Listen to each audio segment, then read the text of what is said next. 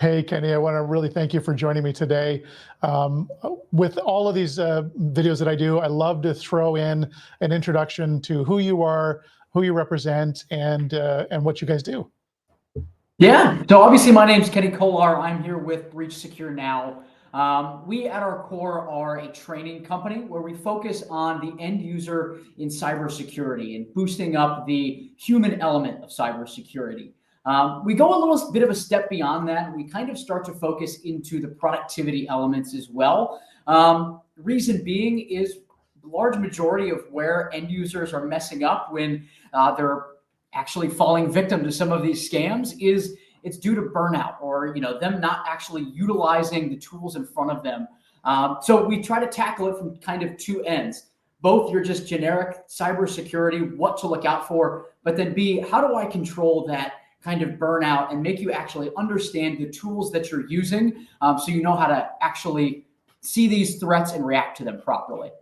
Okay, so what I think what I heard you say was Breach Secure Now is a training platform that helps people learn more about cybersecurity scams and things that are going on in the market. Is that kind of a 10,000-foot version? Exactly. Yeah. From the 10,000 foot, yeah, we are at our core. Hey, how do you see these threats as a human and make sure that you, as the last line of defense, make that right decision? It's where almost every cyber criminal ends up actually getting into an organization is through the humans. So we make sure that we have primed everybody with the tools and the knowledge. So again, they make that right decision.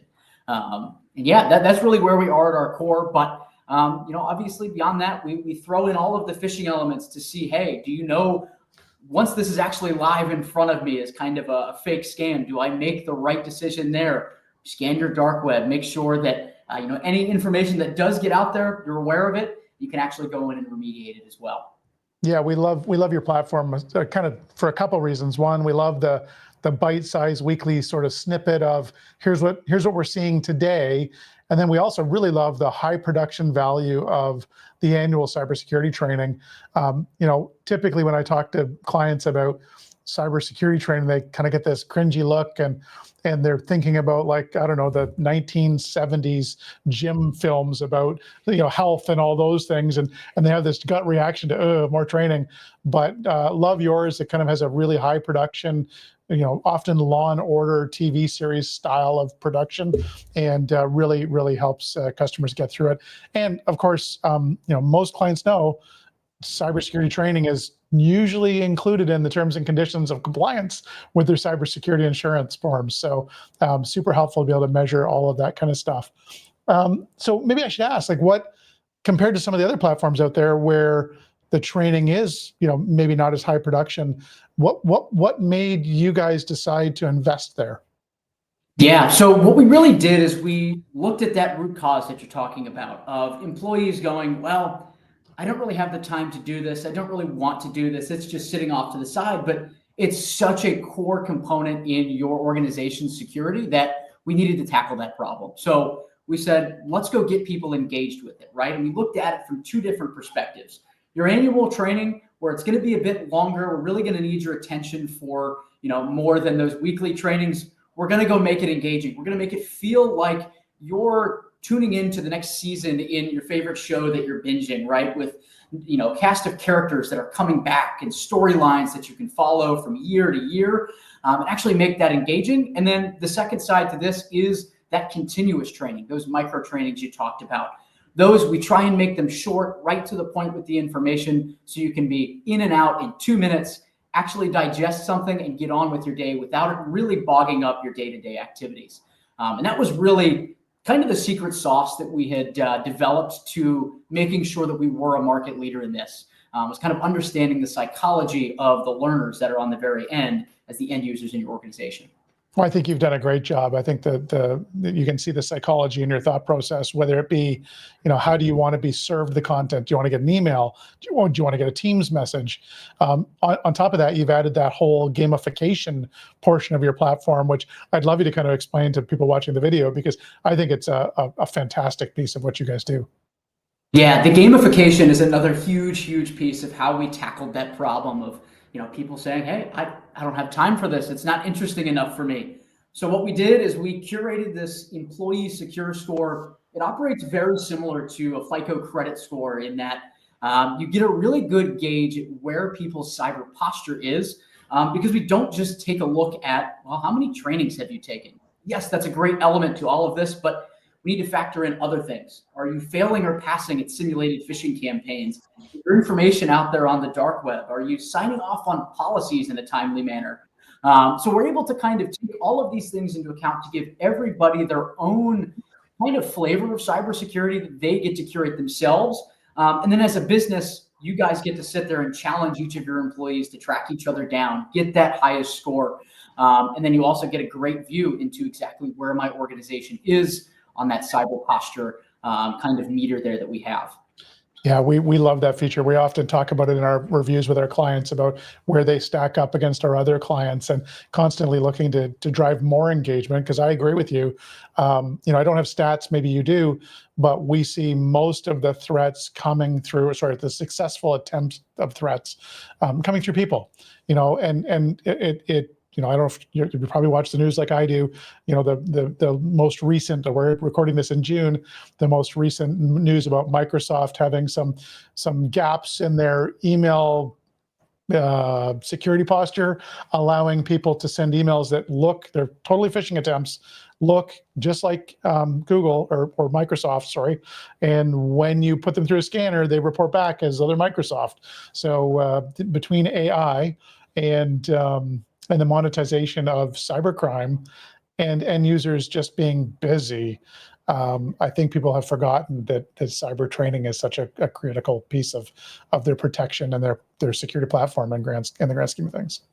Yeah, and I always explain it this way too, in terms of how SAT fits into your overall security as an organization. And I draw an analogy to a house. Typically you have your house, you want to protect everything inside of it. It's the same way with your organization. You're probably going to go ahead and you'll put doors and windows and locks in place that act very similarly to your antivirus, your firewall. You might have a video camcorder like a Ring system that's going to act like your EDR, right? But where BSN kind of sits is we're teaching your kids not to open the front door to strangers, right? I can have all of these fancy things protecting my house, but at the end of the day, if my child doesn't know that if somebody comes to the door and they look malicious, they let them in, they still got into the house. It's the exact same thing with your organization. You can have all of the nice things of the spam filters and you can do all of these things, but at the end of the day, those employees are the last line of defense. We're making sure that that is a strong last line of defense for you. Yeah, I totally agree. I think too, in some ways, they're almost the first line of defense. Those email hijack attempts and those types of things that typically involve user interaction or websites with payloads built into them, or the latest QR phishing stuff that's going on. Oh yeah. If you can stop them from getting in the house at all, which again, you're right, people are the ones that open the door most of the time, whether that be the stereotypical Microsoft, your password needs to be reset, phishing, really, really common. So people are a huge part of the security structure of a company, and it can't be understated, in my opinion. Oh yeah, and I think especially to a point that you made earlier with AI and all of the crazy new things that cyber criminals are now able to do with AI. That's one thing that we've really started to hone into. We kind of started with our productivity suite with Microsoft, and then we started to realize where the value in AI was, but also the new threats. So we started to incorporate 2 new trainings into the portal, one of which is just a generic AI cybersecurity course. Very quick, letting you know these are the new threats. This is what cyber criminals have at their disposal, and here's how to find them. But then the other side of this is, well, now that I've kind of broken down the barrier and I understand what the threats are, how do I use these things to my advantage? So we have a whole nother fundamentals course on AI that's in there, and we're continuing to grow on that as well, into ChatGPT, Copilot, Gemini, all of these new models that we're looking into adding training onto that with, as this ever-evolving landscape of AI starts to unfold. Yeah, I was actually looking at the new VO3 Google generator. I don't know if you've seen that with all the Yeah. and it is scary. Like it's now going to really, make people wonder what is real and what is not real.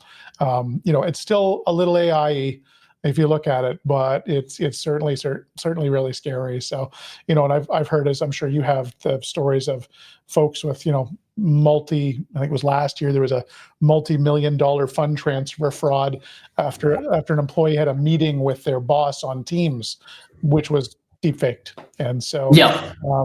being able to pay attention to, patterns too. Like if your boss would not normally ask you to transfer $2 million, maybe you should send an email after the Teams message just to get a double check. So. Yeah, and those are all things that get covered in that course, which are super important. It's not only how do I make the right steps after I'm asked something like that sounds out of the ordinary, but even while I'm in that situation, what are some of the things to look out for to cue me in that, hey, this is something that is not normal. This is something I should maybe take a second look at, or kind of just slow down my thought process on everything here, as opposed to just regurgitating an answer. So those are all things that are covered there, which again, it's a really, really vital additional training that goes just on top of your annual cybersecurity training.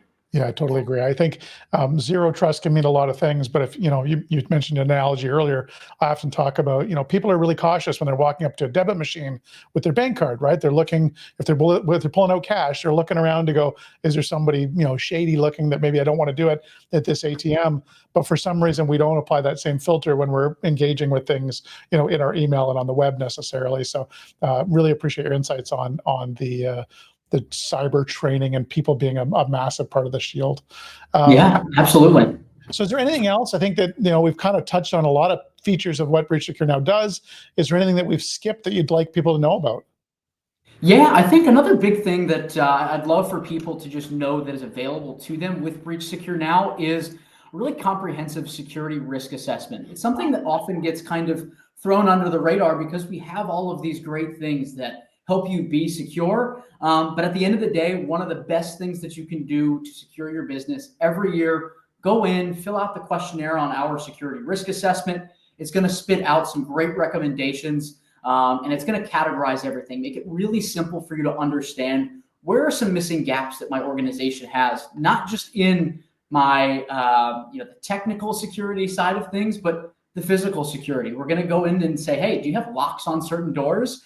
And things like that. So that's another really, really key piece to our portal that can be done annually. And it has a great dynamic work plan that's in there that everybody can start to add their notes in, and you can really start to see your organization's security outside of just that employee secure score improve over time.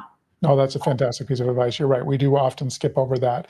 And there's a lot of other little golden nuggets inside the kernel of what Breach Secure Now is. So really appreciate Exactly. it. All right, Kenny, I think probably we've covered enough for today. Hopefully I can have you back another time and talk about your latest AI Breach Secure Now generative certification that shows up on LinkedIn. Oh, yeah. We can do that at another time. All right, really appreciate it. Really appreciate it as well, Craig. Thanks for having me. Thanks.